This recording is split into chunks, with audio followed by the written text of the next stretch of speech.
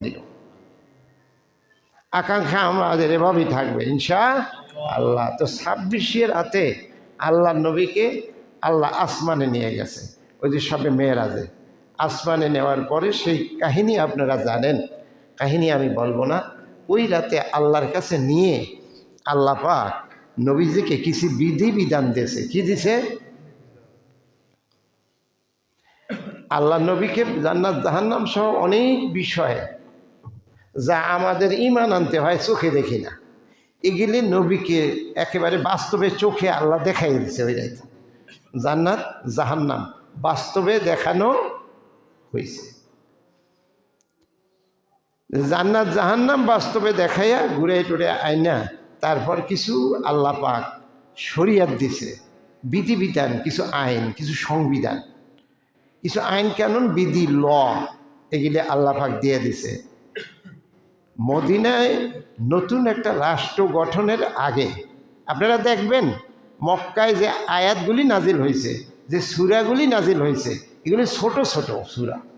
এই যে 30 পারার মধ্যে আমরা যে আলাম তারা হইতে এই নাচ পর্যন্ত পড়ি না, এর আগে আরও কিছু সূরা আছে না আমপাড়ার মধ্যে, এই যে ছোট ছোট সূরাগুলি সবগুলি মক্কায় নাজিল হয়েছে। কোথায়? সবাই বলেন কোথায়? আপনারা আমার সাথে জোরে জোরে আওয়াজ দিয়া হ্যাঁ না সুবহানাল্লাহ আলহামদুলিল্লাহ আল্লাহু আকবার বলার মতো শক্তি কি রাখেন? আপনার শক্তি আছে কিন্তু ইচ্ছা আসেনি? ইচ্ছাও আছে, শক্তিও আছে।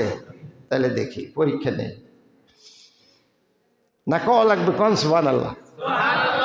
না এটা কমু না, আমি কন সুবহানাল্লাহ, আমি কন সুবহানাল্লাহ কওয়ার আগেই কইয়া লাগবে, তাহলে বুঝবো যে শক্তিও আছে ইচ্ছাও। অনেকের শক্তি থাকলেই হয় না, ইচ্ছা থাকা লাগে। তো আল্লাহ রাসূল, এই যে আমি আলোচনা করতেছিলাম কি জানি সর্বশেষ এখন মক্কা শরীফ, কিছু সূরা হলো মক্কা, মক্কার সূরাগুলি ছোট ছোট, সেখানে আলোচনা হয়েছে কি জানেন? মক্কার সূরাগুলি আলোচনা হয়েছে তাওহীদ, রিসালাত, আখিরাত, আল্লাহ যে এক, আল্লাহর শক্তি, আল্লাহর ক্ষমতা, আল্লাহর পরিচয়, এগুলি কয় তাওহীদ। এগুলি কি কয়?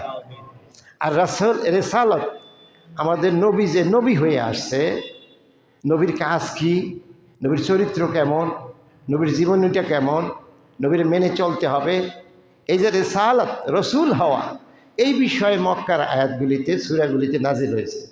আর আখিরাত, পরকাল যে আমাদের একটা হবে, আমরা কি বিশ্বাস করি যে